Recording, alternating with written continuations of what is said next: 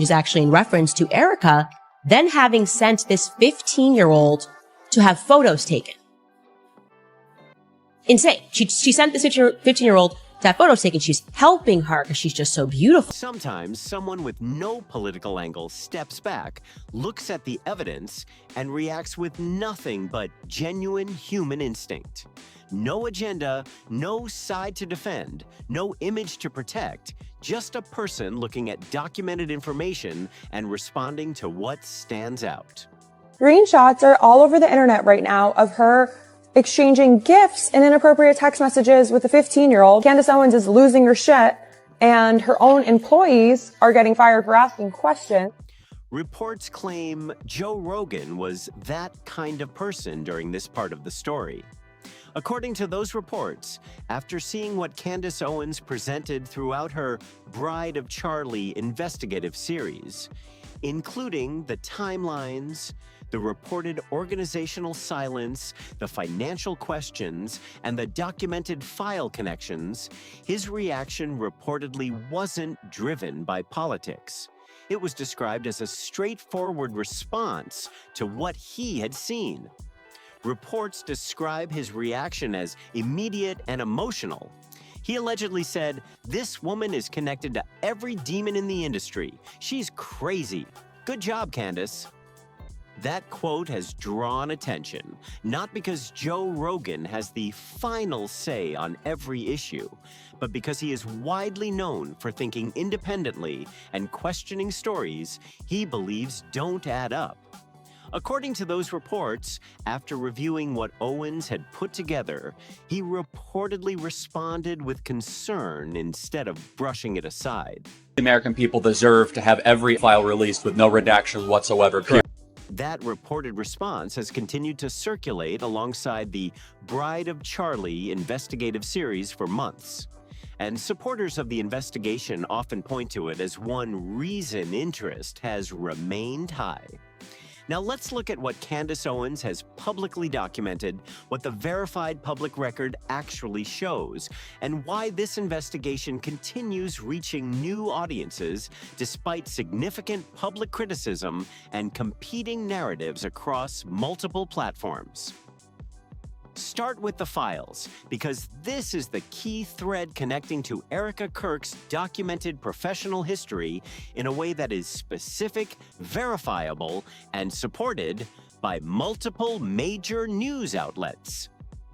In November 2025, the U.S. House of Representatives passed the Files Transparency Act, and the Senate later approved it unanimously. The president then signed the bill into law. The Department of Justice released an initial batch of heavily redacted records on December 19, 2025.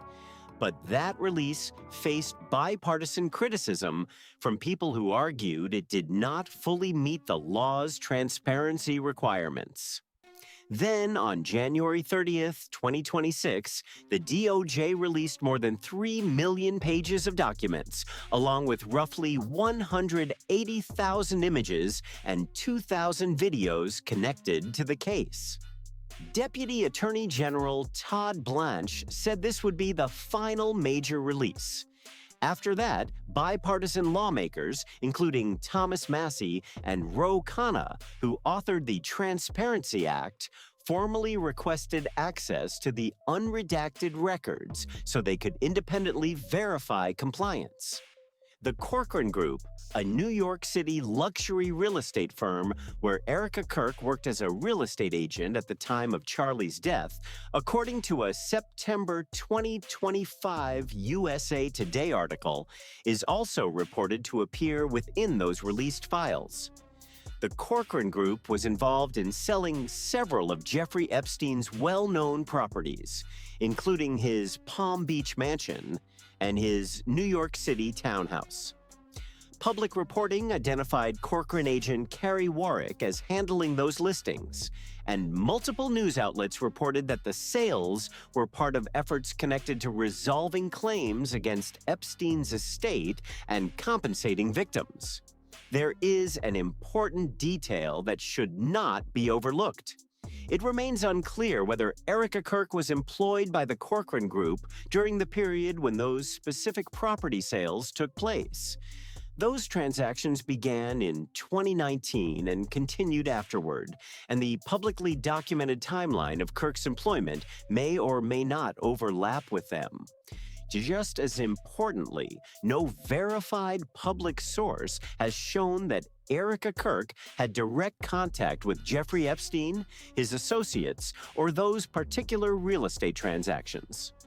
What has been documented is that she worked for a firm whose name appears in records connected to properties tied to Epstein's estate. That indirect connection is what many people online have focused on and debated, even though it does not by itself establish personal involvement. The broader story surrounding the released files has also drawn attention to many individuals and organizations whose names appeared in different contexts, leading to intense public scrutiny and, in some cases, significant reputational consequences. Public discussions surrounding the released files have included the names of several well-known figures, and different reports have described a range of professional consequences. However, simply appearing in released records does not by itself establish wrongdoing or criminal conduct, and the context of any reference matters greatly. Supporters of the investigation have argued that the public should examine questions of proximity, professional judgment, and transparency alongside the available evidence. Critics, meanwhile, have cautioned against drawing conclusions that go beyond what verified records actually show. That ongoing debate is also part of how some online communities have viewed Erika Kirk's connection to the Corcoran Group, even though no verified public source has shown her direct involvement with Jeffrey Epstein, his associates, or related property transactions. Charlie Kirk was also a vocal public supporter of broader transparency regarding the released files. Through his public statements, he called for the release of additional records and discussed what he believed were larger questions involving powerful networks and institutions. According to his public comments, he was actively focused on the issue both publicly and behind the scenes. The organization Charlie Kirk founded is now led by Erika Kirk. Some commentators have pointed out that her publicly documented professional background includes working at a firm whose name appears in the released files. They have also noted that publicly she has not addressed the files, called for additional transparency, or commented on the Corcoran connection. For those following this story, that silence has become part of the discussion, especially because Charlie Kirk had made transparency a major part of his public message. Others, however, argue that choosing not to comment should not be treated as evidence of any particular position or involvement. Now, let's look at the public reactions surrounding the launch of Candace Owens' Bride of Charlie series in February 2026, because it quickly became a major point of debate. According to public reporting, Ben Shapiro sharply criticized Owens on February 24, 2026, with Dan Bongino and Dave Rubin also publicly criticizing the series. Meghan McCain likewise condemned Owens' work, while Graham Allen posted that he intended to confront those he believed were responsible for what he described as attacks against Erika Kirk and her family. Many people noticed that words such as evil, demonic, and attacks appeared repeatedly in public commentary from several prominent conservative figures during a relatively short period, leading to widespread discussion about the intensity and timing of the response. Then, Matt Wallace became part of the story. On February 25, 2026, the social media personality publicly posted, "Full disclosure, I was offered money today to say bad things about Candace Owens and turned it down." His statement appeared at roughly the same time that strong public criticism of Owens was spreading across conservative media and online discussions. Wallace said he rejected the offer and immediately shared that claim with his audience. Supporters of Owens pointed to his post as possible evidence that there was a coordinated effort to discredit her. Around the same time, a supposed internal Turning Point USA email also spread quickly across X and other platforms.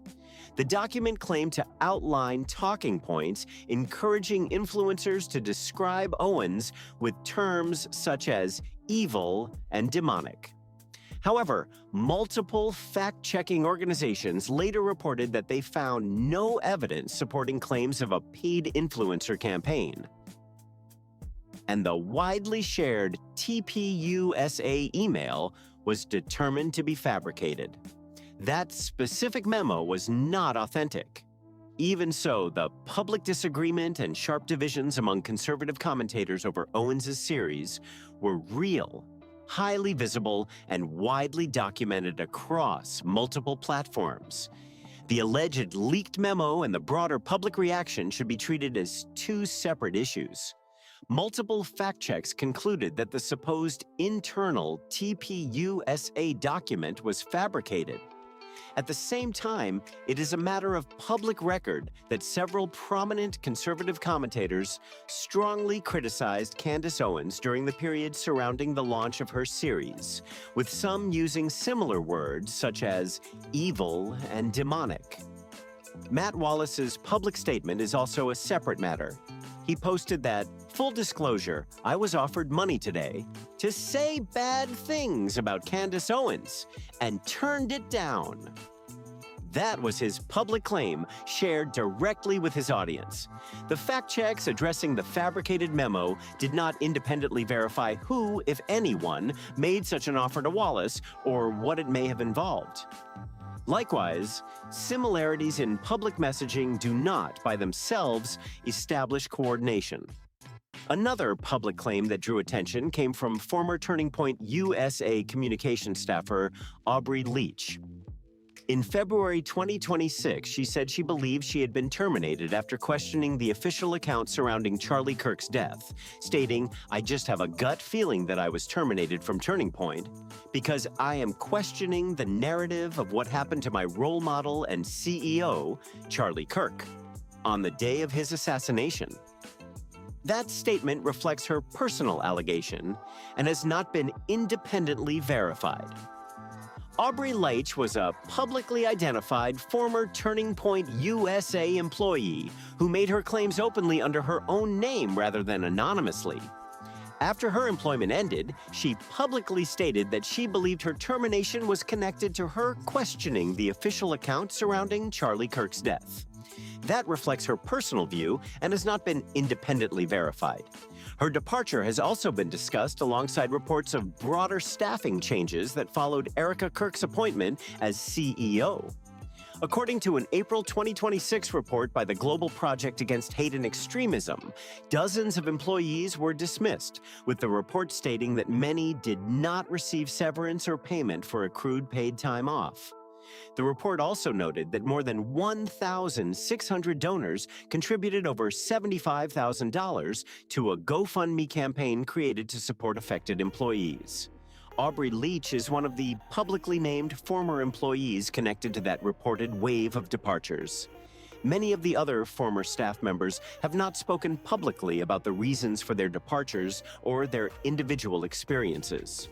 Aubrey Leach was a publicly identified former Turning Point USA employee who made her claims under her own name, not as an anonymous source. After her employment ended, she publicly said she believed she was dismissed because she questioned the official account surrounding Charlie Kirk's death. That was her personal allegation, and it has not been independently verified. Her departure has been discussed alongside reports of wider staffing changes after Erika Kirk became CEO. According to an April 2026 report from the Global Project Against Hate and Extremism, dozens of longtime employees were let go, with the report stating that many did not receive severance or payment for accrued paid time off.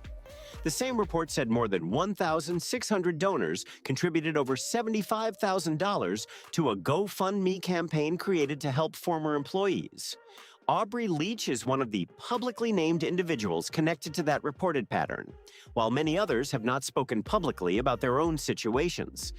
Supporters of broader transparency have continued to argue that all remaining government files related to the case should be released without redactions, saying the public deserves a complete record. Now let's turn to the Belfast recruitment program, because this is based on publicly announced activities that have sparked ongoing discussion. Turning Point USA announced recruitment trips to Belfast and other parts of Europe, stating that the goal was to recruit young people between the ages of 15 and 25 into the organization. Because that age range includes both minors and adults, the announcement drew questions and debate from some observers about the scope of the outreach. The Belfast effort also drew attention because of a reported connection to Northern Irish politician Ian Paisley Jr. Public reporting has noted that Paisley faced controversy after failing to properly declare luxury holidays provided by the Sri Lankan government, later apologizing to the House of Commons and repaying their reported value. Commentators following this story have questioned that association, while others note that a connection alone does not establish wrongdoing by anyone involved. Ian Paisley Jr. is a public figure whose past controversy over undeclared hospitality from a foreign government has been widely reported. Because of that history, some critics have questioned his involvement in any public-facing political initiatives. They also point out that Belfast has a unique historical background, with decades of conflict that included ideological division, community polarization, and efforts by multiple groups to influence and recruit young people. For that reason, some commentators have drawn comparisons between that history and an American political organization holding recruitment events in Belfast that were publicly described as being open to people between the ages of 15 and 25. Those comparisons are intended to raise difficult questions, although others argue the situations are fundamentally different. Political organizations recruiting internationally is not unusual, and outreach to young people is a common part of political advocacy. By itself, that does not establish improper conduct. However, critics argue that the combination of a recruitment age range beginning at 15, the reported involvement of a controversial public figure, and ongoing public questions directed at the organization's leadership has kept the issue in the spotlight.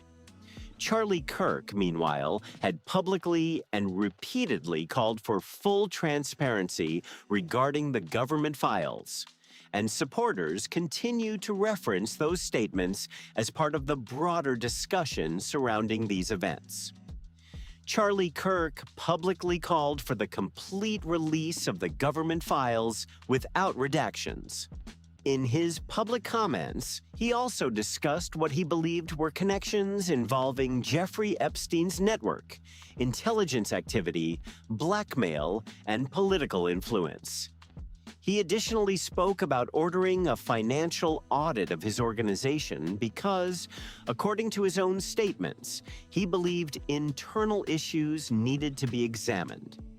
Critics have argued that the organization's direction after his death differs sharply from the priorities Charlie Kirk publicly emphasized. They point to issues such as reported international recruitment efforts, public questions raised by Candace Owens across her podcast series, and what they view as a lack of public responses from the organization's current leadership. Others, however, caution that silence or disagreement should not be treated as proof of misconduct or hidden motives. Supporters of Owens say the contrast between Charlie Kirk's public positions and the organization's current approach is one of the central reasons they continue following this story. That perspective brings together several topics, including the Corcoran connection, staff departures, public criticism of Owens, the Belfast recruitment program, and unanswered questions they believe remain. As a result, critics have repeatedly asked Candace Owens the same question. Why does she believe all of this matters so much? Critics have repeatedly asked Candace Owens a direct question. What is the actual claim? What specifically does she believe Erika Kirk did wrong? Over more than 40 podcast episodes released between October 2025 and July 2026, Owens' public commentary has developed over time. While her arguments have expanded, several core points have remained consistent in her public statements. According to Owens, call logs she reviewed indicate that Mikey McCoy first called his wife Elizabeth after the event rather than Erika Kirk. Owens has also argued that Elizabeth's role during those early moments has received little or no attention in Turning Point USA's public accounts, and she says that omission deserves further explanation. These are Owens' interpretations and questions, not independently established conclusions. Owens has also pointed to audio from what has been described as an internal event of the century merchandise call held roughly 2 weeks after Charlie Kirk's death. She has said the tone of that discussion seemed inconsistent with what she would have expected during a period of mourning, particularly in light of reported merchandise revenue of around $200,000. In addition, Owens has referenced text messages that Andrew Colvett has publicly said are authentic, in which Charlie Kirk reportedly wrote that he was leaving the pro-Israel cause and felt pressured by donors. Owens has argued that Erika Kirk has not publicly addressed those reported messages or explained whether they influenced the organization's later direction. Other parts of the story remain actively disputed.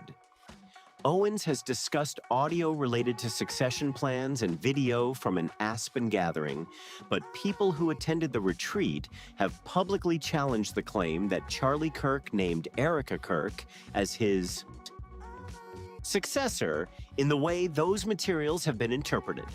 Those differing accounts remain part of the ongoing public debate. Questions have also been raised about footage shown during a Women's Leadership Summit introduction. Commentators noted that the video appeared to come from ActCon 2023 rather than the event it was said to represent, pointing to visible podium signage. Andrew Colvett described the situation as trolling the trolls, and some fact-check reports cited that explanation while discussing the confusion over the footage. Even so, different observers continue to disagree about what the incident ultimately demonstrates. Turning Point USA's response to Owens' investigation has included public criticism and legal action, while Owens and her supporters argue that many of her specific questions remain unanswered. According to reporting by The Washington Post, Owens released the first hour-long episode of her Bride of Charlie investigative series in February 2026, and it went on to attract a large audience, with later episodes also receiving millions of views across platforms. Around the same time, NBC News analyst Steve Benin wrote that major MAGA organizations were experiencing growing internal divisions and disagreements over key narratives, highlighting broader tensions within the movement. Matt Walsh, in his public response to the series, stated, "There is no evidence that she did any of that. No evidence at all, period." That is one of the clearest and strongest counterarguments presented by a prominent conservative commentator, and it deserves to be considered seriously rather than brushed aside. Walsh's position is that the framework Candace Owens has built, linking the Corcoran connection, the released files, charity work in Romania, organizational silence, and staff departures, is based on circumstantial information rather than direct evidence. He argues that presenting those connections as an investigative case instead of speculation risks causing unfair harm to a real person who is grieving. Supporters of Owens respond that her focus is not simply on broad associations, but on a series of specific questions they believe remain unanswered. They point to issues such as the reported discrepancy between Erika Kirk's public account of the timeline and Andrew Colvet's statements about the phone calls, as well as Owens' claim that Elizabeth McCoy's role in the immediate aftermath has received little attention in official accounts. Those points remain disputed, and the differing interpretations continue to be at the center of the public debate. Supporters of Owens argue that many of the points she raises are tied to identifiable events or publicly available records rather than broad accusations. They point to the disputed ActCon footage, the Corcoran Group's reported role in sales involving properties connected to Jeffrey Epstein's estate, the recorded discussion about merchandise revenue, Aubrey Leach's public statement about her termination, and Matt Wallace's public claim that he was offered money to speak negatively about Owens. They argue these are all specific issues that deserve direct responses. At the same time, critics emphasize that documented events and public statements are not, by themselves, proof of wrongdoing. They argue that unanswered questions should not automatically be interpreted as evidence of misconduct. Owens, however, has repeatedly said that the central issue is what she views as a lack of detailed point-by-point responses from Turning Point USA or Erika Kirk to the specific questions she has raised over the course of more than 40 podcast episodes. According to Owens, that absence of direct answers is itself a significant part of her argument, not the fabricated memo or other claims that have been discredited. Now, let's move to the present, because as of July 2026, the preliminary hearing in the Tyler Robinson case in Provo, Utah, has continued to produce new information about the events of September 10th, 2025. According to court proceedings, prosecutors submitted video recorded by a Turning Point USA videographer as evidence, confirming that footage captured by the organization's production team has been preserved as part of the Capitol murder case. That fact has become another point of interest for people following both the criminal case and the broader public debate surrounding Owens' investigation. According to court records, prosecutors introduced video recorded by a Turning Point USA videographer as evidence in the Tyler Robinson case.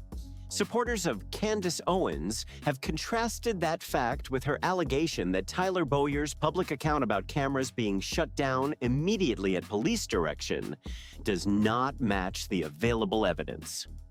That claim remains disputed.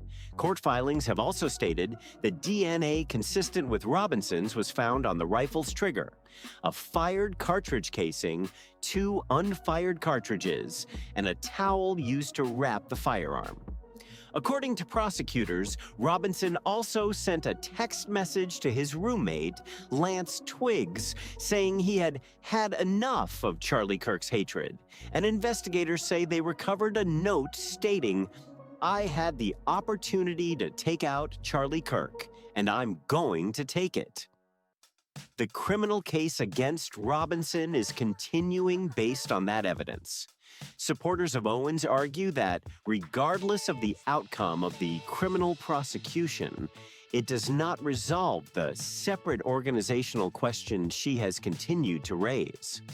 They point to issues such as the reported call log discrepancy, the staff departures, the Corcoran connection, and what they describe as the organization's shift away from Charlie Kirk's public calls for full transparency regarding the government files. Those broader questions remain the focus of their ongoing discussion. Supporters of Candace Owens argue that the questions she has raised extend beyond the issues being examined in the courtroom. They say that over the course of roughly 10 months, she has built a public record centered on specific questions that, in her view, have been met with broad public statements and legal responses rather than detailed point-by-point explanations backed by verifiable evidence. Several public claims have become part of that broader narrative. Reports have described Joe Rogan as reacting strongly after reviewing Owens' work. Matt Wallace publicly claimed he was offered money to speak negatively about Owens and said he rejected the offer. Aubrey Leach publicly alleged that questioning the official narrative contributed to her losing her job, although that claim has not been independently verified. Owen's supporters also point to the large audience her Bride of Charlie series attracted and argue that intense public criticism did not stop interest in the investigation from growing. They further argue that Charlie Kirk's own public statements reflected priorities, such as greater transparency regarding the government files, concerns about donor influence, financial accountability within his organization, and maintaining independence in his public messaging. Those public statements continue to be referenced by supporters as they compare his expressed priorities with the organization's current direction. Supporters and critics continue to disagree over whether the organization that carries Charlie Kirk's name still reflects the priorities he expressed publicly. For many people following this story, that debate remains unresolved, and they argue it will continue until the questions being raised receive direct, specific, and verifiable public responses.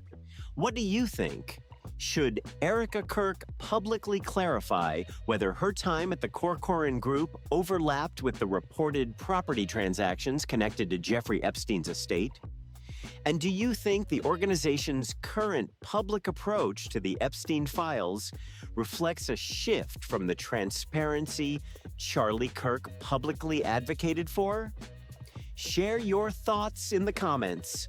If you want to follow future developments and updates on this story, subscribe to Rumor Report, turn on notifications, and stay tuned for the next episode as new publicly documented information continues to emerge.